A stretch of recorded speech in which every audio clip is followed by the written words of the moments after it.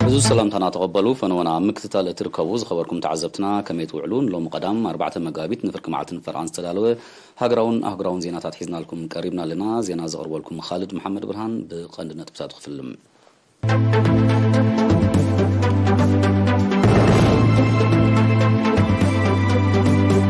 زي خبركم تخطاتنا زينا قبل مسكارنا أبو زويتاوي بيات ستوكوري سالساي فالكال تتبو بريزدنت حسن سنابوركي يوم قدام 4 مغابيت كاب ساعة شوعات مشد جميلو كبيرون بدون 19 إرقام أكثر خامة حبر أرسال زينا شمونت مغابيت ኤርትራዊ መኪታ ተግምዕ ብራሃጻ ተልምዕ ብዝብል ቴማ ክትጽምበልያ ኣብ ዞባ ጋሽባርካ ጥዕና ደን ህፃንን ንምውሓዝ ዝሕግዝ ዓውደ ዘተ ተኻይዱ ኣብ ዞባ ተሰነይ ተሳታፍነ ደቂ ኣንስትዮ መኣዲ ትምህርቲ ንምዕባይ ዝካየድ ዝዓብይ ተኸይል መስፋፈለ ቀሪቡ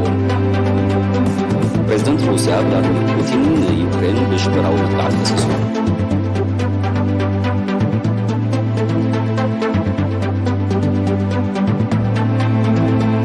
ፕሬዚደንት ኢራን ኣብ ልዕሊ ደቂ ኣንስትዮ ተመሃሮ ዘጋጠመ ናይ ምንቅስቓስ ሓደጋ ኢድጋማት ህፃናት ከም ዘለዎ ሓቢሩ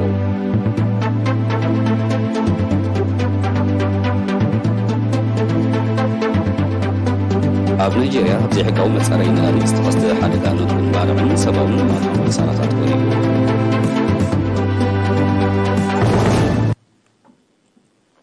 ዝርዝር ዜና ናይሎም ዓመት 8 መጋቢት ኣህጉራዊ መዓልቲ ደቂ ኣንስትዮ ኤርትራዊት መኪታ ተድምዕ ብረሃጻ ተልምዕ ብዝብል ቴማ ከም እትጽምበል ፕሬዚደንት ሃማደአ ወይዘሮ ተኽኣ ተስፋ ሚካኤል ገሊጻ ወኪል ኤሪና ዮናታን ይዕብዮ ንዘዳለዎ ትሕዝቶ ኣዲብ ዓብዱ ኤርትራዊት መኪታ ተድምዕ ብረሃጻ ተልምዕ ኣብ ትሕቲ ዝብል ቴማ ንእትጽምበል 8 መጋቢት ኣህጉራዊ መዓልቲ ደቂ ኣንስትዮ ዝተፈላለዩ መሰናዶታት ተዳልዩ ከም ዘሎ ፕሬዚደንት ሃማደአ ወይዘሮ ተኽኣ ተስፋ ሚካኤል ገሊጻ ምስ ኤሪና ብዘካየደቶ ቃለ ምሕተት ወይዘሮ ተኽኣ ኣብ ኩለን ዞባታት ነቲ ዕለትን ርዝነት ትርጉማን ዘንጸባርቕ መደባት ተሰሪዑ ከም ዘሎ ብምጥቃስ ሰሚናራት ንጽጉማት ስድራቤታት ምሕጋዝ ልግሲ ደም ከምኡውን ንኣበርክቶ ደቂ ኣንስትዮ ቃልስን ምውሓስ ልኡላውነትን ዝገልጽ ስነ-ጥበባዊ መሰናዶታት ከም ዘጠቓልል ኣረጋጊጻ ሃማደአ ማሕበረ ቁጠባዊ ዓቕሚ ኣባላቱን ምሕያል ብተራድኦታት ተጠርኒፈን ኣብ ሕርሻዊ ንጥፈታት ዕዉታት ንኽኾና ዝሕግዝ ባይታ ብምጥጣሕን ኣስታት 800 ሞተሮታት ማይ ብምቕራሕን ይነጥፍ ከም ዘሎ ዝሓበረት ወይዘሮ ተኽኣ ነቲ መደብ ንምዕዋት ኣብ ማሓደርቲ ከባብን ኣነባበርቲ ዓድን ኣብ ዕደላ መሬት ሚኒስትሪ ሕርሻ ድማ ኣብ ቀረብ ምሩፅ ኣዝርእቲ ንዝገብርዎ ምትሕብባር ሞጊሳ ኣብ 2022 ዕድመን ዝምባልን ተሳተፍቲ ኣብ ግምት ዘእተወ ሞያዊ ስልጠናታት ቴክኖሎጂ ኮምፒውተር ኣርትዖት ስእሊ ስነ-ጽባቐ ስራሓት ላኻን ዕንቅን ማእለማ ፍዕሎ ስንጀርን መፍረን ንህብን ብሰፊሑ ከም ተዋህበ ካብ ነፍሲ ወከፍ ዞባ ድማ 3,000 ደቂ ኣንስትዮ ናይ ልቓሕ ዕድላት ከም ተራሕወን ዛጊት 50 ሚልዮን ናቕፋ ከም ተዘርግሐን ውና ነጺራ ፕሬዚደንት ሃማደአ ስዒባ መርዓ ትሕቲ ዕድመ ብዘይካ ምኽላፍ ካብ መኣዲ ትምህርቲ ከቢድ ጥዕናውን ስነ-ኣእምራውን ሳዕቤን ከም ዘስዕብ ብምጥቃስ ሃይማኖትን ባህልን ኣብ መሳሚስካ ዝትግበር ሃሳይ ልምድታት ንኽግታእ ተራ ፀለውቲ ኣካላት ክዓዝዝ ተማሕፂና ኣብ ወፃኢ ዝርከባ ኤርትራውያን ደቂ ኣንስትዮ ብመልክዕ ፕሮጀክት በብኸተምኡ ዝሰርሕኦ መሰልጠኒ ማእከላት ኣብቲ ዓቕምታት ደቂ ኣንስትዮ ንምህናፅ ዝሰላሰል መደባት ኣገዳሲ ተራ ከም ዘለዎ ብምሕባር ኣብ ዝተረፋ ከተማታት ተመሳሳሊ ዕዮ ንምክያድ ንዝተታሕዘ ውጥናት ኣቕሪባ ወይዘሮ ተኽኣ መወዳእታ ኤርትራውያን ደቂ ኣንስትዮ ከምቲ ኣብ ምምፃእ ናጽነትን ምውሓስ ልኡላውነትን ዘርእዮ ዕዙዝ ሱታፌን ጽንዓትን ኣብ ዝሓድሽ መድረኽ እውን ኩሉ መድያዊ ድልውነተን ክረጋግጻ ፀዊዓ ኣብ ጥዕና ኣደን ህፃንን ኣሉታዊ ሳዕቤናት ዝኸትሉ ጎዳእቲ ልምድታትን ንምቁፅጻርን ንምጥፋእን ኣብ ሕብረተሰብ ናይ ባህሪ ለውጢ ንምምጻእ ዝዓለመ ዓውደ ዘተ ካብ 28 ለካቲት ክሳብ 2 መጋቢት ኣብ ባሮንቱ ተቓኒዑ እቲ ካብ 9 ንዞባታት ጋሽባርካ ዝተወከላ ኣጎሳጎስቲ ጥዕናን ወከልቲ ሃማደን ዝተሳተፈ ዓውደ ዘተ ብቐንዱ ኣብ ምስራፅ ናይ ባህሪ ለውጥን ምውሓስ ጥዕና ኣደን ስድራቤትን ዘተኮረ ኮይኑ ኣብ ምክልኻል ተመሓላለፍቲ ሕማማት ምውጋድ ጎዳእቲ ልምድታት ሕግን ኣፍልጦ ሕግን ኣብ ስድራቤት ከምኡውን ኣብ ምሕደራን ውዳበን ብሰፊዑ ተዘትዩ ኣደመንበር ሃማደአ ጨንፈር ጋሽባርካ ወይዘሮ ይሕደጋ ዮሃንስ ኣብ ዝመሓላለፈቶ መልእኽቲ ክካየድ ፀንሐ ንጥፈታት ኣብ ምምሕያሽ መነባብሮ ሕብረተሰብን ምውሓስ ጥዕና ስድራቤትን ውፅኢታዊ ተራ ከም ዝነበሩ ጠቒሳ ኣብ ቀጻሊ ንምውርጻጹን ተለካዒ ንምግባሩን እቲ ዓውደ ዘተ ኣገዳሲ ምዃኑ ሓቢራ ወይዘሮ ይሕደጋ ስዒባ ብፍላይ ኣብ ዞባ ጋሽባርካ ንነዊሕ ዓመታት ክዝውተር ዝፀንሐ ሃሳይ ልምድታት ኣብ ጥዕናውን ኣእምሮኣውን ኩነታት ኣደ ዘወርዶ ዝነበረ ጉድኣት ንምውጋድ እቲ ኣስተምህሮ ሓዘል ዓውደ ዘተ ከም ዝሕግዝ ዘለዋ እምነት ገሊጻ ተሳተፍቲ ብወገነን እቲ መደብ ነቲ ብልማድ ክሰርሖ ዝጸንሐ ንጥፈታት ብስነፍልጠታዊ ኣገባብ ከም መሓይሽኦ ዝድርኽን ዓቕመን ዘብልን ኮይኑ ከም ዝረኸብዎ ብምግላጽ ኣብ ቀጻሊ እውን ተመሳሳሊ መደባት ክውደብ ተላብየን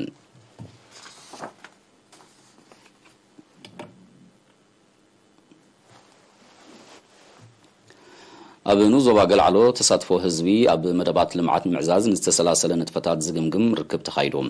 ጸሓፊ ግደፍ ዞባ ሰሜናዊ ቀይሕ ባሕሪ ኣቶ ረዘና ኣዶናይ ኣብ ፖለቲካዊ ማሕበራዊ ቁጠባውን ድሕነታውን ኩነታት ሃገርናን ጎደቦናን ዝምልከት መብርሂ ድሕሪ ምሃብ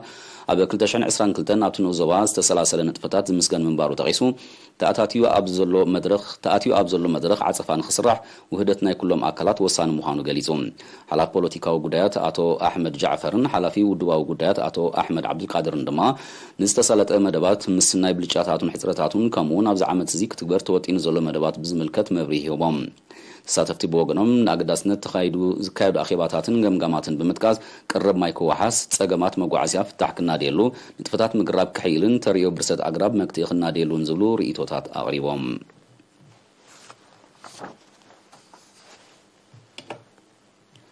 ኣብ ኑዞባ ተሰነይ ተሳታፍነትን ተወዳዳርነትን ደቂ ኣንስትዮ ኣብ ትምህርቲ ክብ ንምባል ተራሕ ሕብረተሰብ ብሓፈሻ ናይ ወለዲ መምህራንን መርሕቲ ሃይማኖትን ድማ ብፍላይ ክሕይል መዘኻኸሪ ቀሪቦም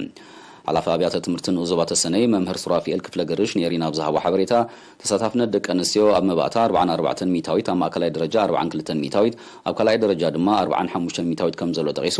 ኣብ ዓመተ ትምህርቲ 2021-2022 ኣብ ሃገራዊ መልቀቐ ፈተና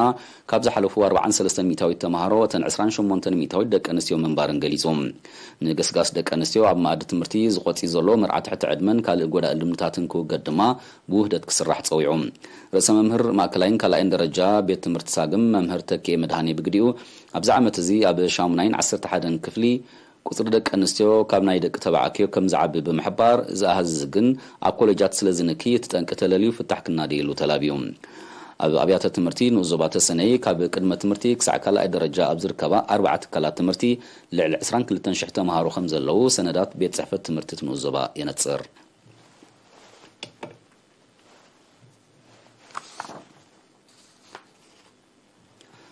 ኣብ ኑዞባ ጊንዳዕ ምምሕዳር ከባቢ ዓገምቡሳ ኣብ ግቡእ ዕድሚኦም ዕድል ምጅማር ትምህርቲ ዘይረኸቡ ቆልዑ بمدب عريت نخركبو زكايد زولو تصعري اتبابع وتيتي ركبو خم زولو تقليصوم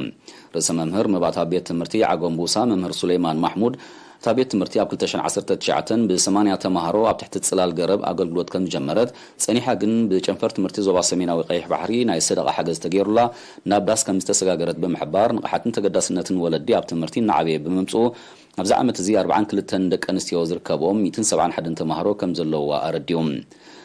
عدل تمرتي زي رخبو حيالو قلعو فقودو دنبتاتن كشتاتن فاحيلو مثل زلو اب تمرتي صنبرلو بايتان مفتار تلا ام حدرتن ولدن كعززون ازخاخيروم تمهارو بقديهم رخيبوم زلو عدل تمرتي كسعزل على درجه قصلو مخانوم بمرغغات زاغيت كاب ماد تمرتي رحيقوم زلو قلعو غبوق ولحتا خو هابوم تلابيوم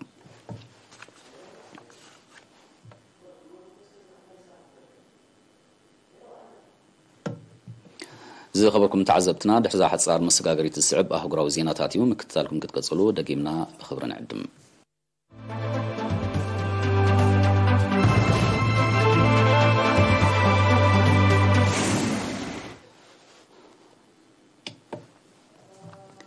بريزيدنت روسيا فلاديمير بوتين يوكرين بسغر دوباوي شبراو مدقعت خسيسوم بريزيدنت بوتين تمالي سلسته مغابيت ابزحبو غازيطاو مغلصي كاب يوكرين زنقلو شبراويان اوشت دوبات روسيا بلعل اتركب عدي مدقعت خمس فصمو حبيروم ثم عطقات مس ابالات سراويت روسيا توخص خمس تلواوطو زغلصو سمزصتا روسيا جهوتات حيزوم ناوشت دوبات يوكرين كم زملطون ابتحطو تصصر نمو عالم سرحيتي كايد كم زلونا نصيروم ثم عطقات هبتا مدقعت سفصمو العدي حيالو تتكوستي رحريحهم كم زملطو زتقاسو سمزصتا روسيا توساخ شبراو مدقعتن مفصام مدب كم زنبروم زنصر مخانو ارديوم منغست يوكرين نتي بروسيا زغرب زلو خسي كوانت نصغو معكنات زينا روسيا جن بمحبراوي ميديا اسائل توم شبراويان زرغيحنا لوام تفصامي نخوينات يوكرين ناب زيت دلي انفت كيمرحو زسق مخانيوم مس غداي مستخونتات قربت زلوم تنتنتي زغلصوم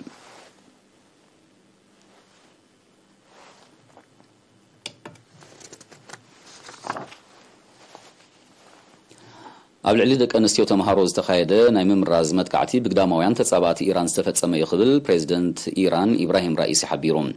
بريزيدنت رئيسي بتقداي بقطع زخصصو أكل كوانت زيل سقمتي رعدن شبران نمفتار دي مديل كاستفت سممهان يغريتهم ሚኒስትሩ ውሽጣዊ ጉዳያትን ትካል ሃገራዊ ጸጥታን ኢራን ነቲ ጉዳይ ጽጹይ ምርመራታት ክገብሩሉን ትእዛዝ ኣመሓላሊፉሎም ኣብ 10 ከተማታት ኢራን ኣብ ልዕሊ ዝተዘርግሐ ልዕሊ 30 ናይ ደቂ ኣንስትዮ ኣብያተ ትምህርቲ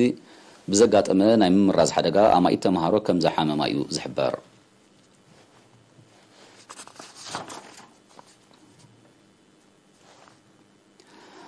ኣብ ናይጄርያ ኣብዚ ሕጋዊ መጻረይ ነዳዲ ብዘጋጠመ ሓደጋ ኖት ግንባርዕን ሰብኣውን ዋታውን ክሳራታት ከም ዝወረደ ማዕከናት ዜናን ሰብ መዝተ ሃገር ብምጥቃስ ኣቃሊሐን በቲ ትማሊ 3 መጋቢት ኣብ ዞባ ኒጀር ዴልታ ዘጋጠመ ሓደጋ ብውሕዱ 12 ሰባት ከም ዝሞቱ ዝተቐሱ ሰብ መዝ ናይጄርያ ሓያሉ ኣካላዊ መጉዳእቲ ዝወረዶም ብምህላዎም ቁፅሪ ግዳያት ክዛይድ ከም ዝኽእል ኣሚቶም በቲ ሓደጋ ኣብ ልዕሊ ኣባይትን ካልኦት ትሕተ ቅርፅን ከቢድ ዕንወት ከም ዝወረደ እውን ተሓቢሮም ኣብ ናይጄርያ ምስ ዝምታ ነዳዲ ብዝተኣሳሰር ሓደጋታት ኖት ግንባርዕን ሰብኣውን ዋታውን ክሳራታት ክወርድ ምጽንሑ ዝተቐሱ ጸብጻባት ኣብ 2022 ተመሳሳሊ ሓደጋ ልዕሊ 100 ሰባት ከም ዝሞቱ ይገልጹ ብፍርያትን ሰደድን ነዳዲ ካብ ሃገራት ኣፍሪቃ ኣብ ቀዳማይ ደረጃ ኣብ እትስራዕ ናይጄርያ መዓልታዊ 200,000 በርሚል ነዳዲ ብዘይሕጋዊ ኣገባብ ካብ ሻምብቆታት ነዳዲ ከም ዝዝመት ዝሕብሩ ጸብጻባት ኣብ 2021 ጥራይ ኣብታ ሃገር ኣስታት $3 ቢልዮን ዝግመት ዘይተጻረየ ነዳዲ ከም ዝተሰርቀ ይሕብሩ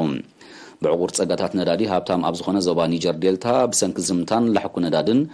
ሰፊሕ ከባቢታት ተበኪሉ ከም ዘሎ ጸብጻባት የነጽሩ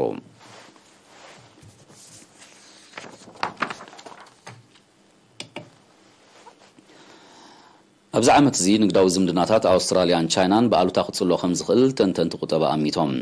እዚ ዝተሓበረ መንግስቲ ኣውስትራልያ ንሓደ ካብ ዓበይቲ ኣውፈርቲ ዕደና ኣብ ሃገሩ ዝኾነ ብሕታዊ ቻይናዊ ትካል ንጥፈታቱ ደው ከብል ስጉምቲ ድሕሪ ምውሳድ እዩ መንግስቲ ኣውስትራልያ ኣብ ዝሃቦ መግለጺ እቲ ስጉምቲ ንሃገራዊ ረብሓታቱ ዘቐድም ምዃኑ ብምጥቃስ ምስ ቻይና ንዝካየድ ዘሎ ንግዳዊ ዝርርባት ብኣሉታ ዝጸሉ ከም ዘይኮነ ሓቢሮም ኣፈኛ ሚኒስትሪ ጉዳያት ወጻኢ ቻይና ብክልተ መጋቢት ኣብ ዝሃቦ መግለጺ መንግስቲ ኣውስትራልያ ኣብ ልዕሊ ብሕታዊ ወፍሪ ቻይናውያን ትካላት ኣድልዎ ዘይብሉ ኣጠማምታ ክህልዎ ጸዊዖም መንግስቲ ኣውስትራልያ ዕብለላ ንምግታ ኣብ ዕደና ፍሉይ ማዕድናዊ ጸጋታት ሃገሩ ንዝወሃብ ፍቓድ ግዳማዊ ብሕታዊ ወፍሪ ናይ ምቕርጣዊ ስጉምቲ ከም ዝወስድ እዩ ክገልጽ ጸኒሑ እንተኾነ ግን መንግስቲ ቻይና እቲ ብኣውስትራልያ ዝውሰድ ዘሎ ስጉምቲ ንወፍሪ ኩባንያታት ሃገሩ ዘነጻጸረ ምዃኑ ይወቅስ ኣውስትራልያን ቻይናን ብጂኦፖለቲካዊ ረብሓታት ዞባ ኢንዶ ፓሲፊክ ተተፋኒነን እኳ እንተለዋ ቁጠባውን ንግዳውን ምምሩኻስን ግን ልዑል ምዃኑ እዩ ዝግለጽ ኣብ 2022 ንግዳዊ ልውውጥ ክልቲአን ሃገራት ልዕሊ $220 ቢልዮን ምንባሩ ዝተቐሱ ጸብጻባት ልዕሊ $144 ቢልዮን ካብዚ ኣውስትራልያ ናብ ቻይና ዝገበረቶ ሰደድ ምንባሩ የነጽሩ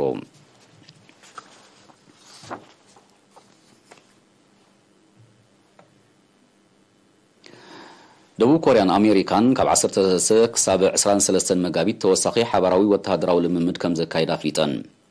እቲ ናይ መሬትን ባሕርን ዘጠቓልል ልምምድ ኣብ ግዝኣት ደቡብ ኮርያ ከም ዝቀናዕ ሚኒስትሪ ምክልኻል ክልቲአን ሃገራት ብ3 መጋቢት ኣብ ዝሃቦ ሓበራዊ ጋዜጣዊ መግለጺ ኣነጺሮም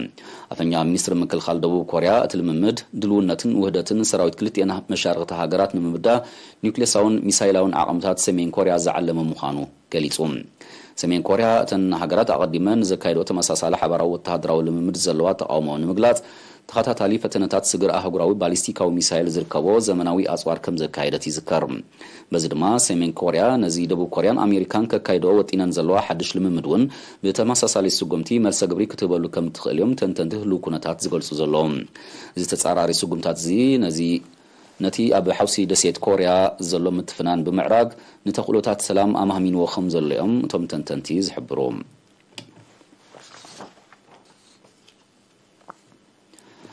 ب28 ለካቲት ኣብ ግሪክ ብዘጋጠመ ሓደጋ ግጭት ክልተ ባቡር ምድሪ ናይ ዝሞቱ ሰባት ቁጽሪ ናብ 57 ክብ ከም ዝበለ ኣብ ዝግለጸሉ ዘሎ እዋን ብሓደን ክልተን መጋቢት በተዘጋጠመ ሓደጋ ቁጥዖም ዝገለጹ ኣሽሓት ዜጋታት ኣብ ከተማ ኣቴንስ ሰላማዊ ሰልፊ ኣካይዶም ሰልፈኛታት ንምምታኖም ዝተዋፈሩ ሓይልታት ጸጥታ ክንተጋጨው ድማ ተሓቢሮም እቶም ሰልፈኛታት መንግስቲ ነቲ ጽላት ዝነፈጎ ጠመተ ቀንዲ ጠንቂ ናይቲ ሓደጋ ምዃኑ ዝእምት ጭርሖታት ከም ዘቃልሑ ማዕከናት ዜና ኣቃሊሐን ኣብዚ መጽእ ዓመታት ተወሳኺ ሰልፍ ኣብዚ መጽእ መዓልታት ተወሳኺ ሰልፍታት ተወዲቡ ከም ዘሎ ዝሕብሩ ጸብጻባት ኣብ ልዕሊ መንግስቲ ግሪክ ጸቕጢ ከም ዝፈጠረ የረዶም መንግስቲ ግሪክ ኣብ 2017 ምስ ኣህጉራውያን ፊናንሳውያን ትካላት ብዝበጽሖ ስምምዕ ንትካል ኣገልግሎት መጓዓዝያ ባቡር ምድሪ ናብ ኢጣልያዊ ኩባንያ ከም ዝሸጦ እዩ ዝሕበር በቲ ስምምዕ መሰረት እቲ ኢጣልያዊ ኩባንያ ናይ ተሳፈርትን ጽዕነትን ሓላፍነት ክስከም እንከሎ መንግስቲ ግሪክ ድማ ናይ ትሕተ ቅርጺ ሓላፍነት ኣለዎ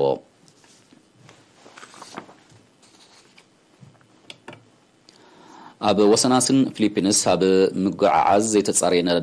تنطف ناي صعنت مركب زقات ما حدقا متحل صعب لحكو ندادي أب أكبابن نطفتات مقفاف عسان زورد زول هاسيا كم زايدة تقليتهم كابتال علي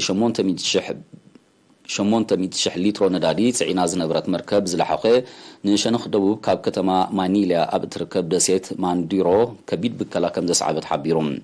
عودات سيبلاو دحنا تابع لي 220 كيلومتر تزرقيحون زركب زلحقو ندادي نمنصه حيال تعريه كايدو خمزلو تغليصوم اتا مركب ايراتو نزلا ندادي ناب كال مركب نمسغار زعلمه مسرح تبغاغيسو خمزلون زتاقسو سب مزي سيبلاو دحنات ابت خبابي كاد زكاد نطفتات مكفاف عسا دو كبل تزاز كم زم تمحلالفه حبيرهم اتبكلا غاطيمو زلو مياوي اكبابي كاب قند منچ عسا فيليبينس مخانو يغلص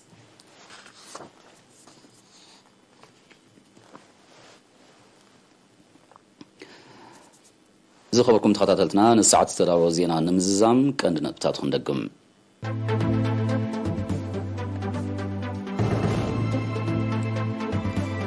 شمونت مقابيت إرتراويت مكيتات دمع براحات دمع بزبل تيما كتسنبليا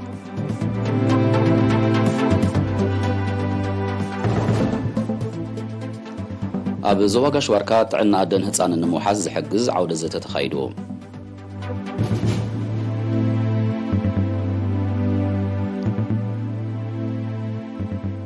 أبنو زوات السنة تساطف ندك أنستيو معادة مرتن معبايك زكاية زعارك كحيل مزخاخر غريبو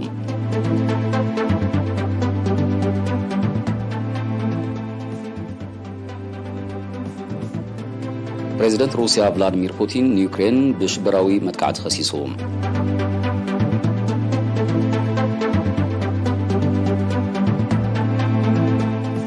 بريزيدنت إيران نابل عندك أنستيو تمهار زقاتمه نايم مراز حدقا إيد قداماويان تتصابات خمزلو حبيرو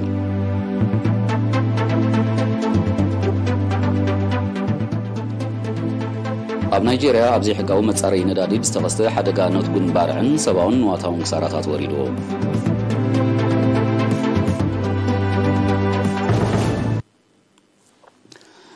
زخبركم تخطاتلتي أب زبيتاوي قدايات زتوكره سالساي كفال كالمعتد كبور بريزيدنت إسياس أفورقي لومي كاب ساعات شوعات مشد جميرو بإيريتيفن دم صحفاش إيرتران بقد تاخفنو مهانو دقيمنا نحبر نعجز تدالوي حفشاوي زينا ومسنادو أب التزازيم الله بروح معلتي